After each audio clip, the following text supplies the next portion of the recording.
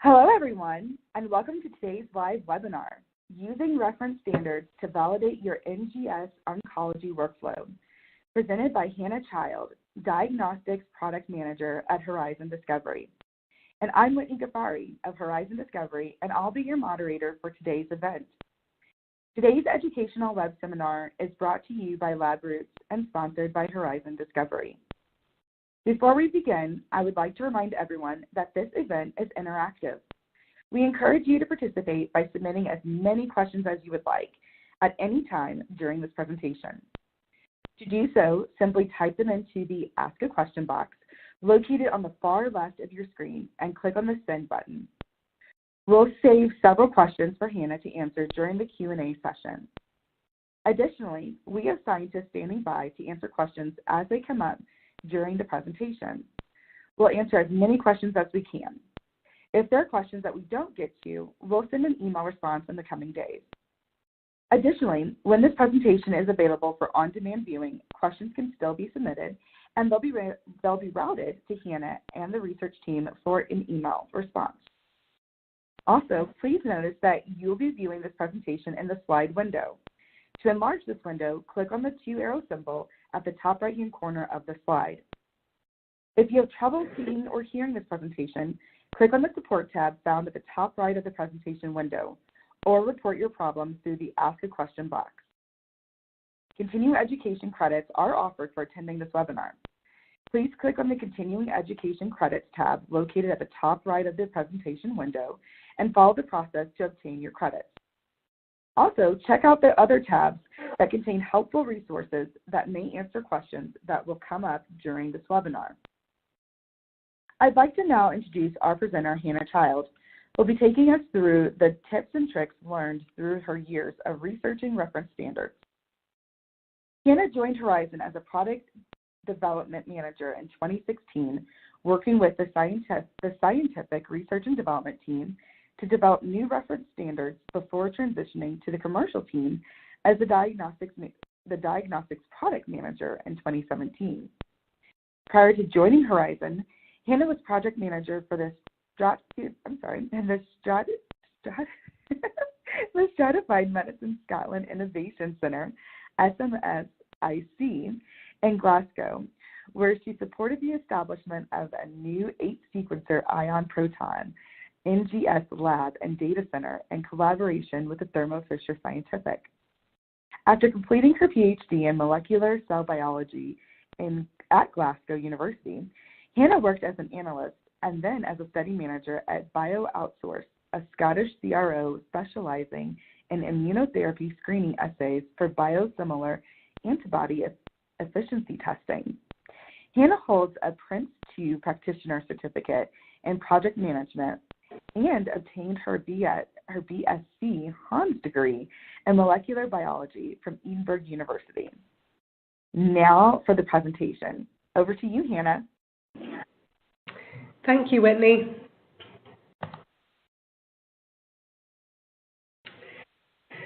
We have 3 main learning objectives for the webinar today. Firstly, we hope to help you learn some of the main criteria to check when introducing a new NGS assay into your lab's testing menu. This includes criteria such as looking at your accuracy and specificity, the assay's limit of detection, and how you may handle challenging to sequence variants, like structural variants.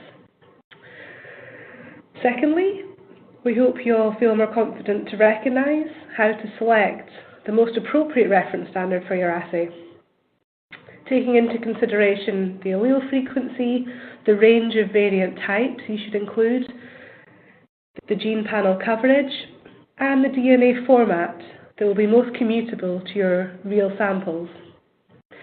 Finally, we hope to go through the best practices for initial assay validation and routine quality monitoring, including key features such as robustness of your assay, user competency, and how you may handle your change control procedures.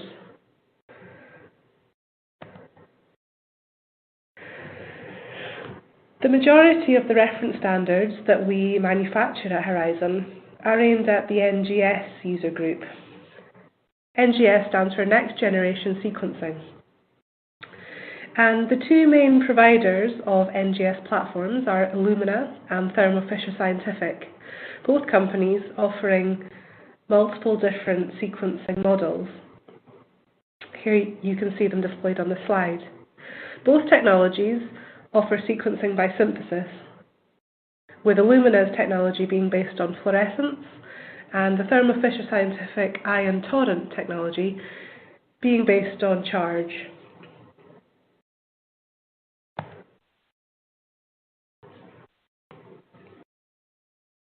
Irrespective of whichever sequencing platform your lab may be using, the same basic workflow applies to the majority of NGS clinical assays, and errors can be introduced at any stage of the workflow. This includes some of the early steps, such as extracting samples from the patient, whether that be a tissue biopsy set in FFPE, or a blood sample perhaps from liquid biopsy. How different labs handle the samples and how they are processed in the early stages can be very critical, and we see handling errors introduced at this early stage. Next, you have extraction of your analyte from the original sample, whether your analyte be RNA or more commonly DNA. And following the extraction, you will want to quantify and qualify your analyte. And there are many opportunities for error to creep in at this early stage. Following initial sample analysis, the analyte is prepped for the assay, which in the terms of NGS normally includes library preparation and templating, and finally put onto one of the sequencing workflows. The last step in the process is the bioinformatics analysis, and this can often be the most complicated and error-prone in the entire process, with many different settings and optimization options for labs to tackle. And it's very important to use reference standards to make sure that this workflow is all functioning correctly. The end goal is to be able to get the correct test result back to the patient. To go into the problems around NGS in a little more detail, as mentioned, the ideal final output of NGS assays is a report listing the true variants that are found in a clinical sample. However, due to the following technical issues, this can often be problematic. For example, the sequencing platform itself can have difficulties in physically incorporating the correct base. This can be due to the natural error rate of DNA polymerase, or perhaps amplicon dropout due to poor primer design of the gene panel. Some DNA templates can also be more difficult to sequence, and this includes CG-rich regions or perhaps hairpin loops, which can inhibit the activity of DNA polymerase and possibly have unusual melting temperatures which can affect sample preparation. Additionally, homopolymers can be difficult for some platforms, such as the ion torrent platform, which finds it difficult to differentiate between an accumulation of charges in long stretches of homopolymers. We see the majority of clinical samples coming from FFPE, which is formalin-fixed, paraffin-embedded samples. This is because this type of sample preservation technique was historically used for microscopy, but due to the high abundance of samples, we now see this as the main input into our clinical NGS labs. While good for microscopy, the FFPE process causes damage to the DNA that is very difficult for NGS to handle. In particular, it can cause deamination of the DNA, where C and T can be mutated into TNA bases. And this can cause artificial false positive mutations to be called in your final results, which may not be a true result of your patient's genetics. You can see on the right there a paper I've highlighted describing this issue of deamination in more detail. Finally, in relation to the bioinformatics pipeline, alignment of NGS data to a reference genome can cause multiple headaches for the analysis team. Questions can be asked around which is the most appropriate reference genome to use, and interestingly, we see the field possibly moving towards more intelligent graph genomes than linear, as are currently in use. We see people becoming more interested in sequencing tumor-normal matched pairs to identify somatic mutations in cancer, and also in sequencing parent-offspring trios to identify novel germline mutations where these samples are available.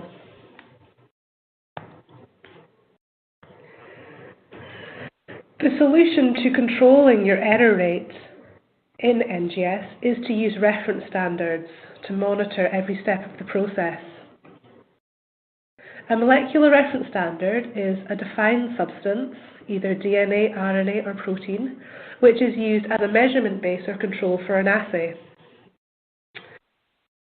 A reference standard should have a number of key features which are essential to its use. It should be homogeneous and stable with respect to its specified properties.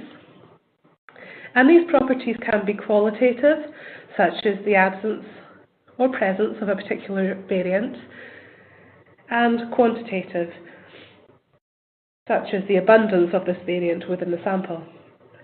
The reference standard should be consistent and reproducible between batches, and possibly most importantly, it should be commutable, which means that it should closely mimic real clinical samples. Finally, reference standards should be characterized using a number of different procedures, or by a procedure considered to be the gold standard.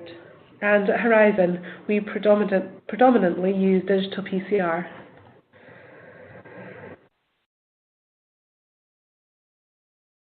Horizon's reference standards have a number of key features which makes them a good choice for NGS labs to use.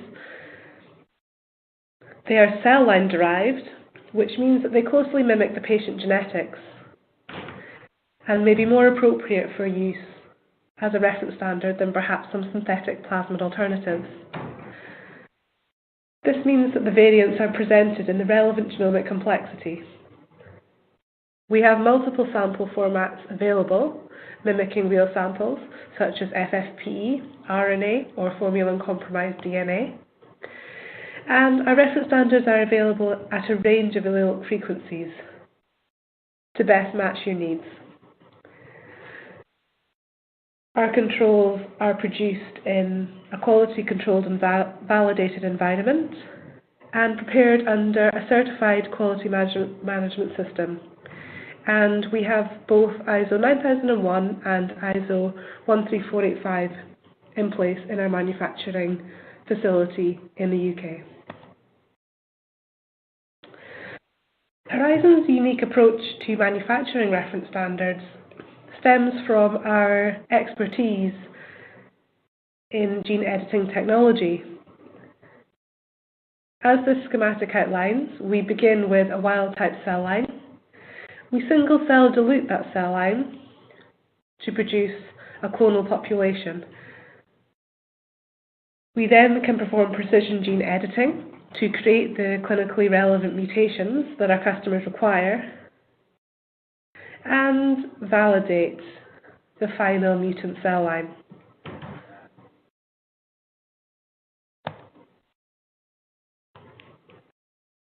Based on this technology, we have a wide range of materials available. This slide highlights some of the main categories we have.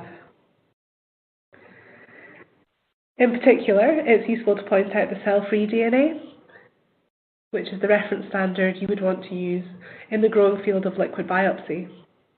We also have multi-gene multiplexes for larger gene panel use, and our largest reference standard is called Oncospan, which covers 152 cancer genes.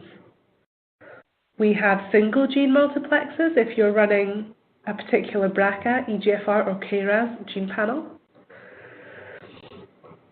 RNA fusion reference standards, base-seq, genome in a bottle in FFPE, and finally we have a very experienced custom design team who can help you if you need something a little more bespoke.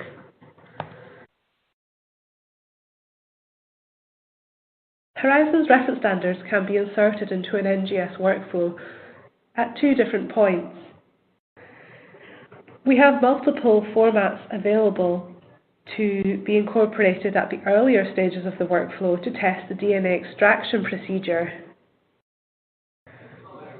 And this includes our plasma cell-free DNA standards and our FFPE blocks.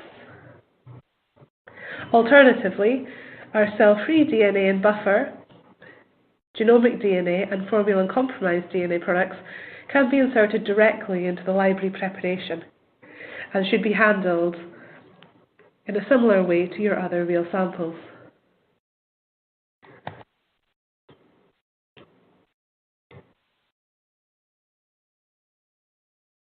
In this way, reference standards are suitable for three main applications.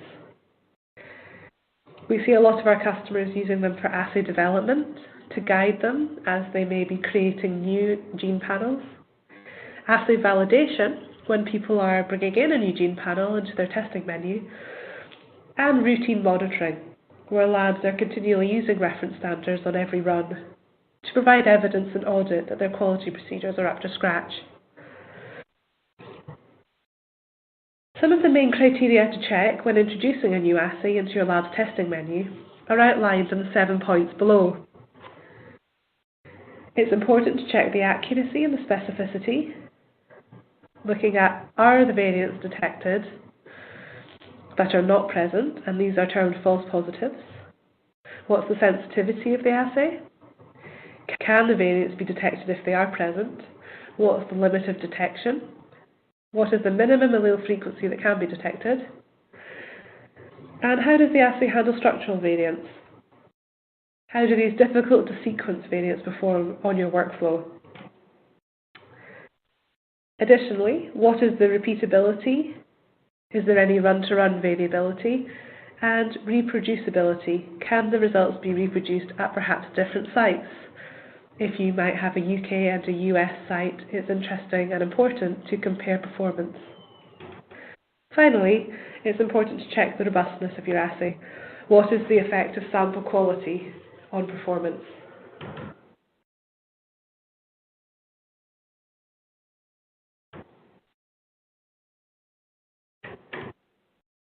When using a reference standard to control for error, labs require a sample with known sequence, and this can be termed in the field as a truth set. Looking at accuracy, specificity, and sensitivity in a little more detail, it's important to test the ability to identify the correct variants that are truly present within a sample, whilst minimizing the level of both false positives and false negatives. False positives being the case that you call a variant that is not actually there, and false negatives being the case when you do not call a variant that is actually there. And both of these outcomes can be very impactful to real patient testing if they were to occur on a real sample. Looking at sensitivity, it's critical to identify the assay's limit of detection.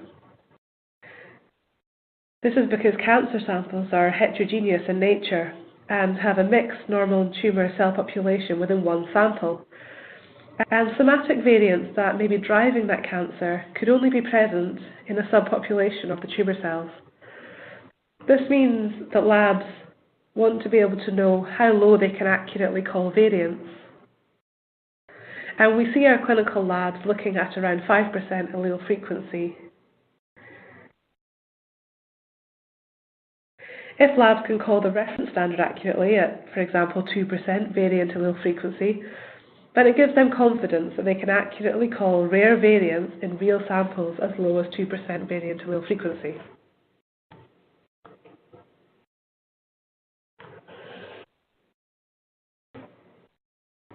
As mentioned, it's also becoming increasingly important to understand how your assay handles difficult to sequence variants. This is becoming of increasing importance as we gain knowledge about more and more structural variants being involved in driving cancer, and more of those structural variants are becoming actionable with associated therapies. Therefore, if clinical oncology samples are likely to contain these variants, it is important to validate the workflow with reference standards that also contain them. The types of variants that we're talking about here are structural variants, and some of the main types have been listed below. This includes insertions and deletions, often termed indels, copy number variants, termed CNVs or gene amplifications, gene fusions, homopolymers, which are stretches of repetitive sequence, which can be challenging for some platforms, and high-low GC regions. Interestingly, clinical samples may often contain perhaps only one or two of these structural variants at a very highly characterized level. However, one of the main advantages of using commercial reference standards is that they have the ability to contain multiple variants at once. So you'll be saving yourself time and money because you'll only need to validate your assay with one set of material.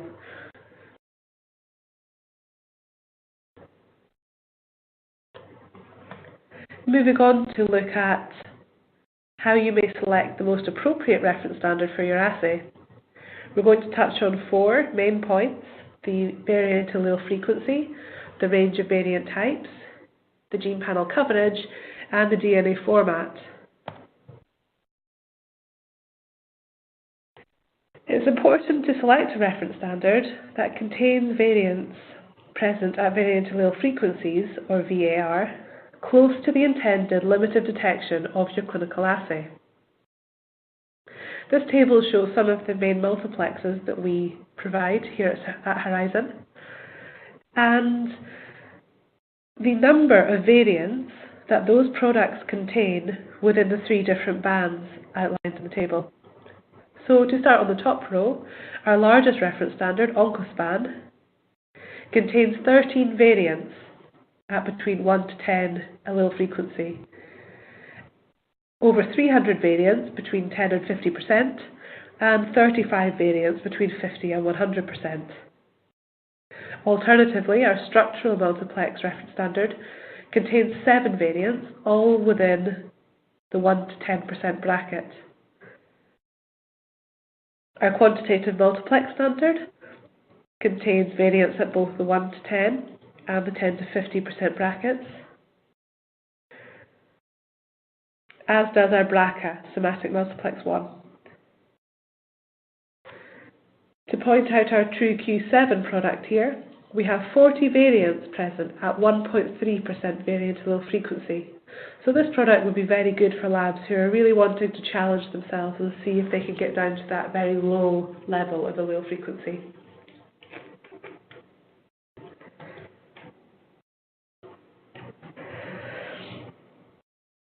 Fundamentally, a tumour is a mass of cancerous and non-cancerous cells, and so therefore, as mentioned, the cancer load is expressed as a percentage, the allele frequency. Horizon reference standards are able to mimic tumours by combining normal and mutant cells together to achieve the ratios outlined in the previous products. So we can really create the allele frequencies that are required.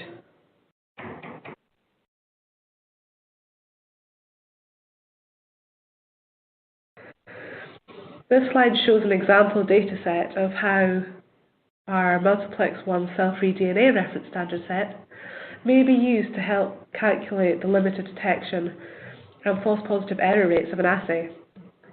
You can see here that the reference standard contains 8 different variants, and the product is available in 4 different tubes, with all the variants being present at 5%, 1%, 0.1%, and wild type. In this example dataset, you can see that the lab was able to correctly call all 8 variants at the 1% allele frequency, but was not able to call them at the 0.1%. This informs the lab that their correct limit of detection can be considered as 1% allele frequency. Interestingly, this dataset also points out that the lab may be having problems with the NRAS A59T mutation, and they are possibly calling a false positive here, since they had a positive reading in the wild-type sample. This type of use of reference standards allows pipeline optimization and provides confidence in results when handling real patient samples. To look at the second criteria, it's important to check the range of variant types in the reference standard. And it's good to select a reference standard that contains variant types that are likely to appear in your clinical samples. Our structural multiplex reference standard contains a range of different mutation types. So we have copy number variants, fusions, indels, and variants present in high-low GC regions.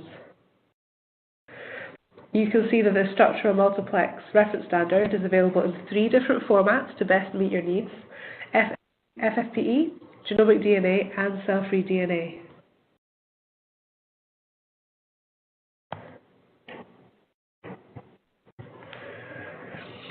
Additionally, our largest reference standard, OncoSpan, contains 30 indels. And in 2019, we're hoping to add more structural variants to this large product, including copy number variants. We also have a range of RNA fusion reference standards, which are available in FFPE. These contain 5 clinically relevant RNA fusions, as described in the table below, in ALK, RET, ROS1, NTRK1, and NTRK3. It's useful that this product is also available with a matched negative control. And you'll see on the right there that we had a very nice white paper published in conjunction with Thermo Fisher Scientific last year, where our RNA fusion reference standards were recommended for use alongside their ion AmpliFleet and Oncomine, ALK, RET, and ROS1 fusion assays. And you can read more about that white paper on our website. Thirdly, looking at gene panel coverage. You should select a reference standard that contains variants that will validate a large proportion of your gene panel. And we see our user base moving towards larger and larger gene panels as more variants become actionable. For this reason, last year we launched our OncoSpan reference standard, which contains 386 variants across 152 oncorelevant genes, and this product has been validated by exome sequencing. In the table there, you can see the gene list of the 152 genes that are covered in this product.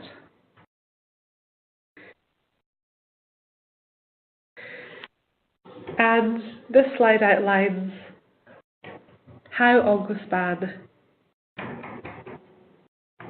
can be used across different gene panels. So we've done the comparison to see what the gene coverage is like on the main commercial gene panels in use. So to point out one aspect in particular, you'll see on the Illumina TrueSight Tumor 170 gene panel, OncoSpan reference standard covers 74 genes within that panel. This allows wider panel validation than is possible with most clinical samples, which may only contain a couple of variants in a handful of genes. By using OncoSpan, you're able to validate a much larger proportion of your gene panel in a more efficient manner.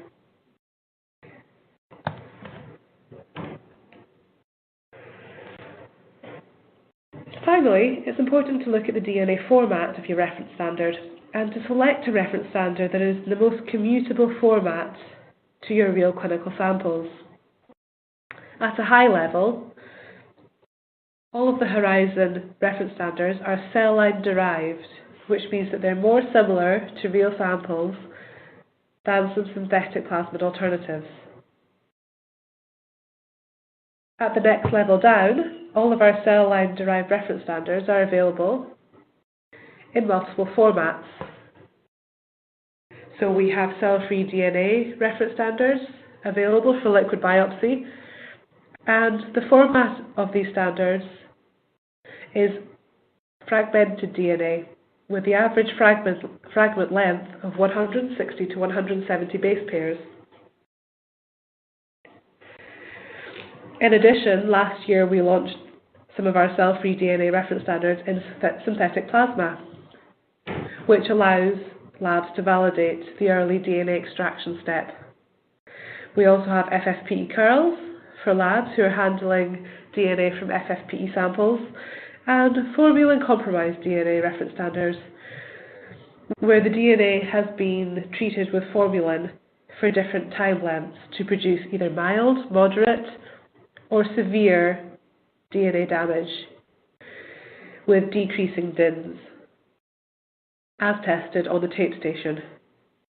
The formalin-compromised DNA reference standards would probably be of most use to labs who may be handling damaged DNA, but may not actually have extraction facilities themselves, whereas labs who are handling the FFPE curls would want to opt for an FFPE reference standard. You can see here in the schematic some of the main validation steps that we do for our FFPE-based standards are gel electrophoresis and analysis on the tape station.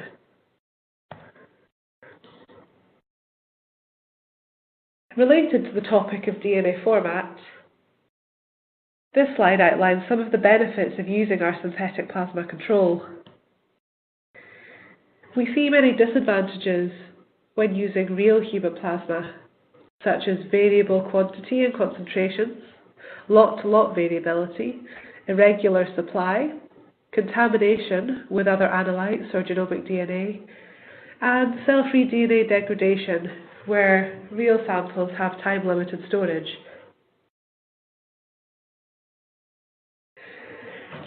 As a solution to these problems, we have found a synthetic plasma to be used as a matrix for our cell-free DNA reference standards. The advantages of this matrix are that we have defined volume and concentrations, controlled lot-to-lot stability, a reliable supply, no interfering analytes or genomic DNA, and long-term stability of cell-free DNA beyond 24 months, which is very important for reference standards as they may be getting used over long time periods across multiple labs in controlled studies.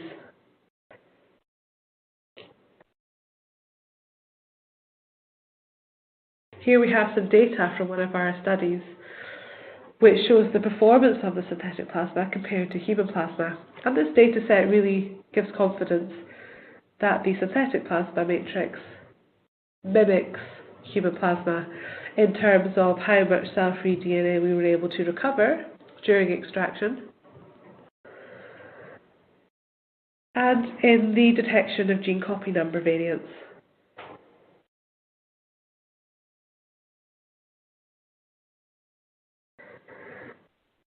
The next part of the webinar will touch on some best practices for the NGS community.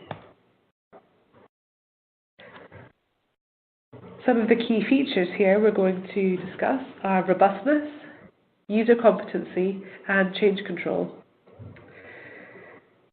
We often get our customers coming to us to ask about best practices and how they should be using the reference standard. So it's really good to share some of the tips and tricks and expertise that we've amassed along the way. We find that using reference standards supports our customers in their own quality audits that they may be going through to achieve their ISO or their CLIA lab accreditation. And some of the important points to focus on are during initial assay validation, it's critical to check assay robustness on different days with different sample qualities and on different sites, if applicable. It's also important to assess user competency, and reference standards can be used to ensure consistent accuracy of results across multiple users. This can also be very beneficial to labs who might have new staff to train and to prove their competency during audit, where the results of how they sequence the reference standard can be kept in their training file.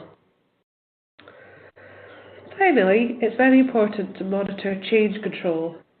We see this something We see this as one of the main features that our customers need support with, where the best practice is to run the reference standard on every sequencing run. This helps labs to monitor for change in accuracy over time. And some case studies that we've seen crop up are that errors can be introduced when new reagents are brought into a workflow, and perhaps to qualify new version releases of analysis software. So for some of the bioinformatics software, our customers may be handling multiple version releases per year, and this can be a dangerous area of error introduction. So running a reference standard on every run allows them to flag up and notice any change in accuracy with these change in reagents on software. Finally, labs are often subject to changes in location, where equipment needs to be moved between labs or even to new buildings. And the recalibration step to make sure the equipment is performing as it was before is essential. And running reference standards before and after the move can help to confirm this.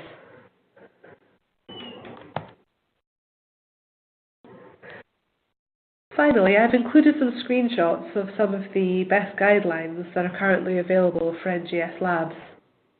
Here we can see an article that was published in 2017 called Guidelines for Validation of Next-Generation Sequencing-Based Oncology Panels. And this is some of the latest recommendations from the College of American Pathologists.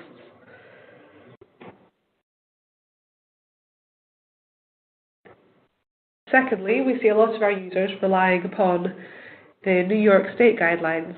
And here we have a publication from them in 2016 called Next Generation Sequencing Guidelines for Somatic Genetic Variant Detection. And this remains one of the gold standard guidelines in place today for NGS labs. Finally, there was an interesting paper that came out last year in Nature Reviews called Reference Standards for Next Generation Sequencing by Hardwick et al. And as highlighted in the abstract here, they concluded that the errors associated with NGS can be understood and mitigated through the use of reference standards.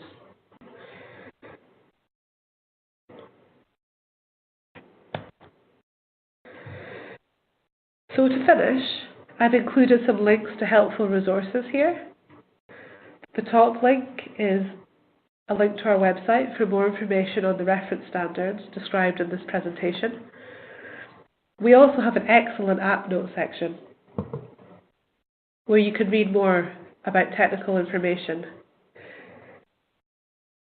Finally, I've put in links there to the 3 guidelines that were described in this presentation: the CAP guidelines, New York State guidelines, and the Nature Review paper. I'd like to thank you for your time and attention and pass over to Whitney to handle any questions. Wow, thank you so much, Hannah, for this informative presentation. We'll now start the live Q&A portion of the webinar. Now, while we're getting ready for the Q&A session, 2 polling questions will appear on your screen. We really appreciate your answers to these questions so we can follow up with you appropriately. I'd like to remind our audience that you can submit questions by typing them into the Ask a Question box located on the far left of your screen. Just type your question into the box and hit send. We'll answer as many of your questions as we have time for. Okay, Hannah, are you ready for some questions? Yep, I'm ready. Awesome. Okay, so the first question in the queue is, what are the advantages of clinical oncology testing by liquid biopsy as opposed to from SFPE? Okay, thank you. That's a good question. I think one of the main advantages we're seeing in the field is that it really holds a lot of promise to make testing more accessible and easier for the patients, which is hugely important. So when clinicians are obtaining samples to be used in the FFPE workflow, the patient has to go through a surgical procedure to obtain that biopsy sample, whereas the new field of liquid biopsy allows the DNA to be collected from a simple blood draw from the arm. So it's much less invasive for the patient, and also it means that due to the increased accessibility of DNA, it opens up new doors to routine monitoring and increased testing for the patient over time, perhaps to look at changes to therapy response, and also to monitor how their cancer may progress long term. That does seem like that makes a big difference. Wow. Okay. Great. I have another question here. The second question is, do you offer Conospan in any other format?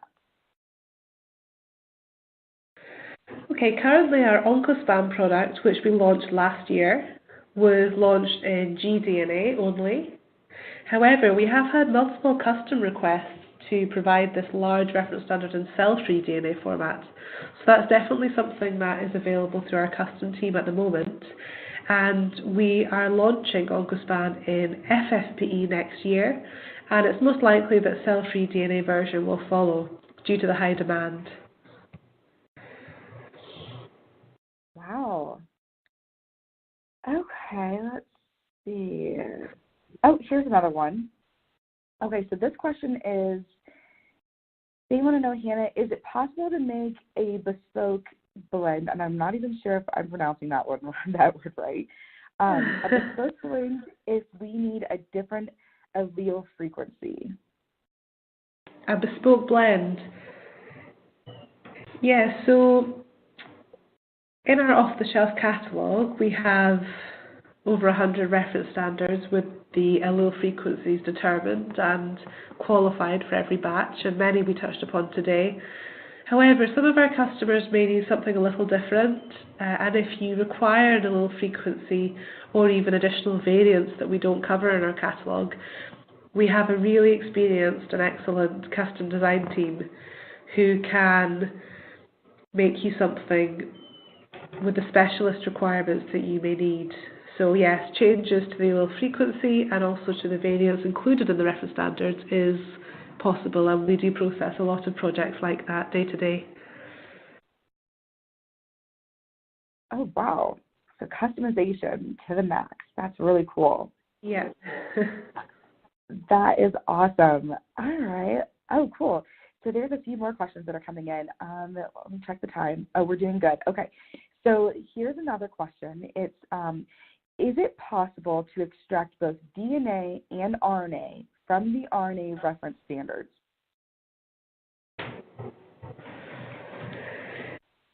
Yeah, another good question. We have had some interest in that in the past.